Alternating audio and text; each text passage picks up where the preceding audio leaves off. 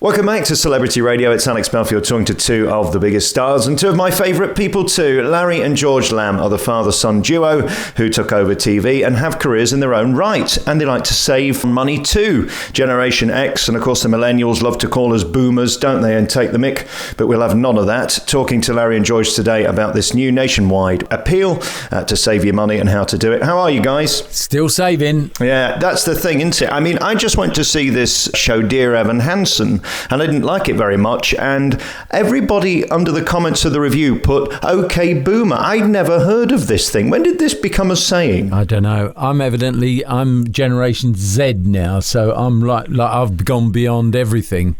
I'm on my way to the happy hunting grounds, I think, where I just sit in a corner and go zzz, I'm Z. I'm still trying to save something. Just trying to get a job so I can save something after all the jobs I've had and didn't save something. It's tough, isn't it? But I mean, what a career you've had and what a life too. I mean, George, it was inevitable you were going to follow in your father's footsteps, really, wasn't it? Because, I mean, what a life. Well, kind of to the contrary, actually. It was around the time when I was starting to make decisions about my life. Dad was having a period, as all actors do, where it was pretty rough, and he couldn't get arrested, and so the prospect of going to work in show business just didn't seem very alluring, and so I ended up working in the music industry first for the first kind of 5 years, and then gradually migrated my way across, and I've ended up in the same thing. But it's I suppose, and obviously what we're here to talk about today is this thing about payday, save day, and getting back into a culture of putting a little bit aside for the rainy days, and growing up whilst obviously there were many upsides of having a dad who was an actor, and it was fun and it was exotic and all the rest of it. The whole boom bust thing is it's a little bit unsettling. Very unsettling. I mean, when I was a kid, I always had lots of little part-time jobs, and anything I wanted, I saved up and bought it. And then I started to be an actor, and I never knew what I was going to be earning. And the whole pattern of savings just went away because all you were doing was surviving then, and you certainly didn't know from 1 week to another how much you were going to earn. But unfortunately, it's all been superseded now, and everybody's spending before they've got it. I do wonder what this generation, millennials are people my age, I'm 40, and we started working about the 2000s, and Gen X are the ones under them, aren't they? And we've been brought up that we can have whatever we want as soon as we want, and it doesn't matter how we get it, just stick it on a card and worry about it later. It's so worrying, isn't it, as a generation of people who just don't care. And kids just don't understand. Kids will spend money with no comprehension of really what it's all about, and they can't go as it was. When I was a kid, you could always get a job. You could be a paper boy, you could work for the butcher, you could do, like delivering milk. You could always earn some money.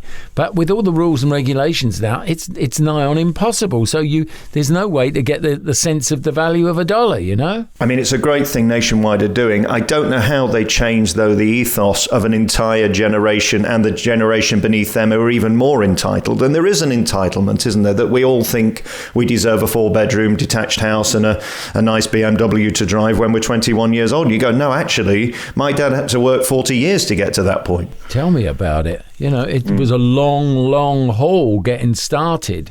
And there certainly was no, bank of mum and dad to go and run and draw money from. That's for sure. They were busy sort of like scraping it together themselves. It's like the whole thing over the course of 2 generations has completely changed. I mean, and the fact that all these youngsters really just do not get it as far as money, big shocks. This to me is a bit of a call to say, look, just have a think about this and stick a few pounds, no matter how little, just stick a few pounds away each month when you get your thing, and deal with that as that's a bill to you. You can find out more by going on the Nationwide website. Let's talk about you two and your relationship. It's the dream father-son relationship from my perspective, to find two people who just like being in the same room. The fact their family is convenient. How lovely is that for you two to get to do TV programs and get a life together? Well, I mean, for me, it's just one of the hugest treats. And to think that George was trying to make his way into another world makes me appreciate it even more, because we can do what lots, in different trades, They still do, I suppose. Lots of trades, fathers and sons worked together, and it really, for me, it's such a joy because I can hand over control to him now. You know, he's pushing 40, and I can just say, right, you know, like the deal is, mate, you're in charge. You're the dad. I'm taking it easy now. Any chance of more programs together? Because we love seeing them. Yeah, let's hope so. Definitely. You know, we did 10 of our bike trips going around the country, which was just beautiful, and really made both of us fall in love with Britain in a way that we didn't know was possible. And so yeah, you know, we're hopefully next year we'll get out there and start doing some stuff again. Do you know what was magical about that series is on a bike everything's much slower than doing it on any other form of transport, like a train. I mean, I love taking that East Coast line to Edinburgh, but you're going so fast you miss so much, whereas on a bike it's the opposite. You see every detail, don't you? And you can stop. That's the great thing. You can just stop dead and get off and have a walk around and have a look. Yeah. I love it. Yeah. I mean, and we went to the most extraordinary places.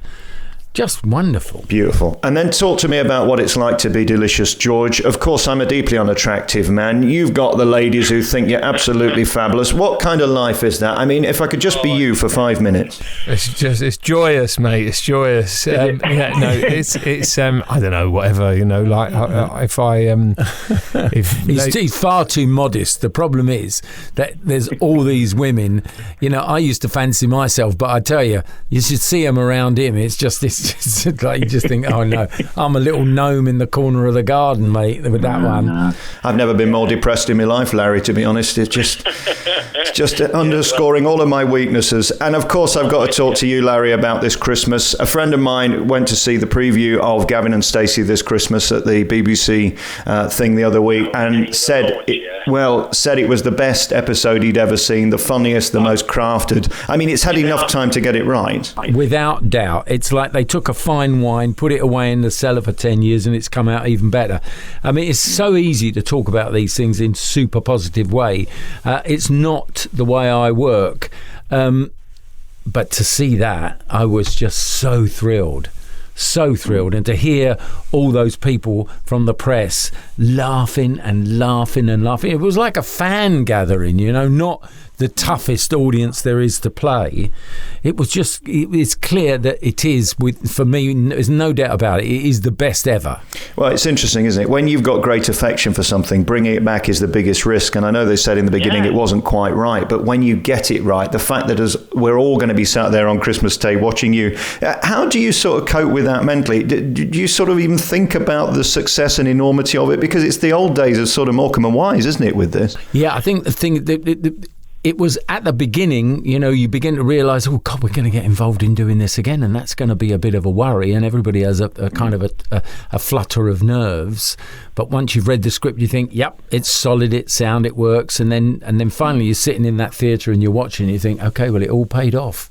It is wonderful. Incredible. Can you give us any sort of titillation about what we might get? Is there anything you can tell us? I know a lot of it's embargoed. No, I can't. You know, the thing, look, the way I look at it, to me, it's like you were out driving somewhere through a neighbourhood where you lived 10 years ago and you decide to go and drop in and just see who's home.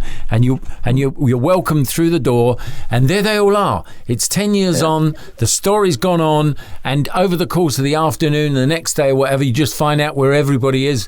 And it's not all highlighted for you. You just find out, and it's just like life picks up after 10 years. And what about the relief of the phone ringing and them asking you back? Because they could have written you out and said, no, he was a pain in the arse, we don't want him back on the programme. You must have been thrilled. Yeah. Oh, yeah. I mean, I was just about to make some really mundane phone call one afternoon, and as I had the phone in my hand, it rang, and I'm looking at a number, and I thought, and it's in Los Angeles. I don't know anybody that's in Los Angeles at the moment. And I answered it. It was James.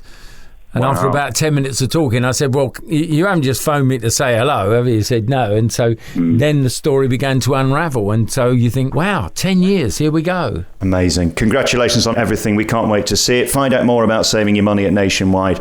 And Larry and George, thank you so much for your time. It's a thrill. All the best. Thank you very much, boss. Thank you.